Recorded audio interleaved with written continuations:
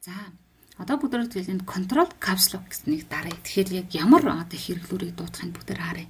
Сая ингээд тохируулсан тийм ээ. За control caps lock. За тэгэхээр нөгөө зураг засварлах одоо багжууд маань энэ гарч ийн тийм ээ. Одоо жишээл өөрөөр хэлбэл бидний одоо нөгөө цахим даалгавраа засварлахад хэрэглэгдэх хэрэглүүрүүд маань гарч ирж байна. За энэ болохоор одоо яг ингээд бид нар хүсэн хэмжээгээр ингээд тухайн одоо жишээлбэл зөвхөн энэ хэсгийг ингээд тастаж аваад зураг болгоё гэх юм бол ингээд сонгоод тэмдэглэх тастаж аваад хадгалах юм боломжтой хэрэглүүрүүд гэж ойлгож байна. За энэ болохоор тэмдэглээд наашчаас нь зөөхөд хэрэглэгддэг. За энэ болохоор за ингээд ийм тэгшин цогтөөр тэмдэглэх боломжийг олгодог хэрэглүүр. За одоо жишээлбэл энийг ингэж тэмдэглэе. За ингээд нэг хүрээнх нь үг энэ төрийн бол ингээл дуурай хүртэлчих болно. Энд нэг гарч. За энийг одоо field дүүргэлт нь болохоор одоо энэ шар өнгөтэй бай гэдэг юм бол эндээс шар өнгө.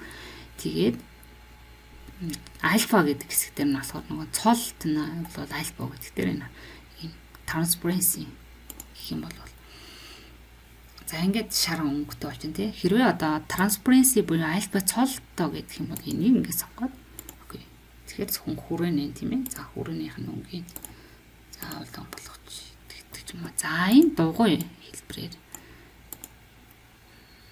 border өнгө. За энэ болохоор freehand гэхээр одоо нөгөө ингэж тэмдэглэх зурах хэрэглүүр байна. За энэ болохоор одоо шулуун тэгээд энэ шулууныхаа хэлбэрийн тэрийг бол ажиллавал яаж үргэлжлүүлдэг. Энэ одоо сум. Тэгээд мөн сумныхаа хэлбэр дүрс ер нь ажиллавал яаж үргэлжлүүлж болдог. За энэ текст бичих.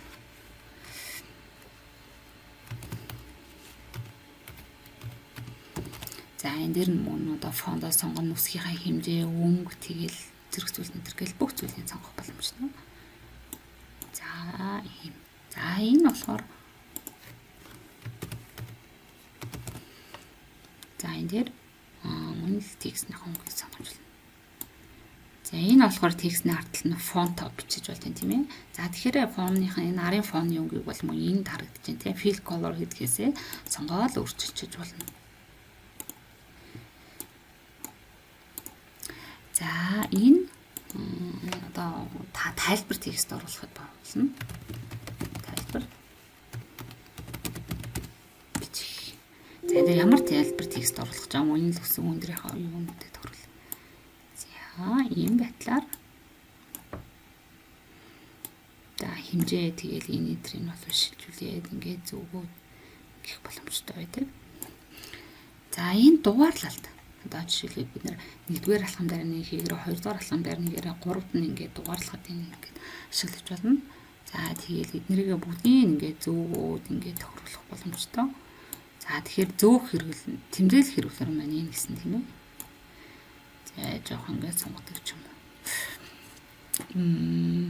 За энэ болохоор нөгөө ингээд томруулж хардаг хэрэглүүр байгаа. За одоо энэ зураг оруулж ирдэг. За бид нар одоо энэ зурган дээр ямар нэгэн зургууд ингээ хавсарч оруулъя. За тэгэхээр бол энийг сонгоод за зурган дээр за энэ зургийг оруулъя. За ингээд зураг бас ингээ тавсаргаад оруулчих болно. За image screen гэхээр одоо жишээлбэл энэ яг нээлттэй байгаа цонхныхаа зургийг авч болно гэсэн үг яг. За энэ хэсгийг ингээд авч. Тэгээд энд нь ингээд давхар ингээд оруулах боломжийг олгодог. Ой. За ингээд тэгээд хэрэгбүүсүүд юм гэж. За одоо жишээлбэл энийг авчи twins. За энд ингээд оруулаад авчиж болно. За тийм мөн sticker-ууд бас байгаа. Энэ маш олон төрлийн sticker-ууд байдаг. Тэгээл ингээд сонгоод sticker-уудыг ямар зураг дээр ашиглах уу, юунд ашиглах уу гэдгийг ингээд сонгоо. За энэ курсор юм. За энэ дээр дараараа гэдэг юм тийм. Ингээд курсорын тэмдэглэе. За бойлер буюу бүрсэлэглэлтэй тийм ээ. За одоо зарим тохиолдолд бид нар ямар нэгэн зүйлийг харуулах шаардлагагүй одоо нууц зүйл бай. Жишээлбэл нэг юу яаж гэж бодъё л доо. Одоо жишээлбэл нэг дансны ч юм уу утасны дугаар картны мэдээлэл, имэйлийн нууц энтрийг бол одоо ингээд харуулахгүй дарж өгье гэсэн тохиолдолд бол одоо жишээ энийг бол ингээд сонгодог байгаа. За энэ болохоор мөн фикслэр ингээд дараад ингээд бүрсэлгээд ингээд явчихдаг гэсэн үг.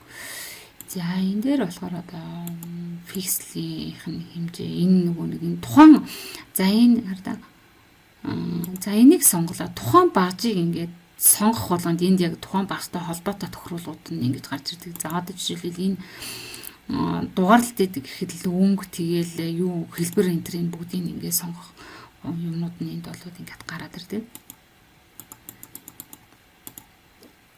За энэ бол ингээд сая ингээд хүрээгүй байсан тийм ээ. Тэгвэл одоо ингээд хүрээтэй болгох. За энэ гэхээр л ингээд яг энэ арт хэсэгт нь бол тухайн тохируулгууд нь гарч ирдэг.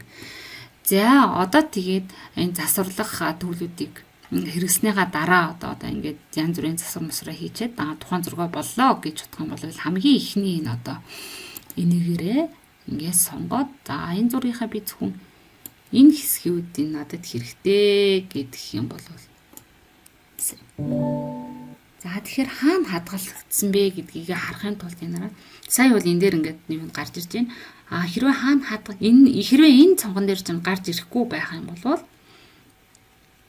энэ screenshots folder гэдэг дотор бидний одоо хийсэн share screen ашиглаад хийсэн бичлэг, зураг ингээд бүгд энэ дотор байж идэг. За одоо нөгөө зургааны за ийм байдалтай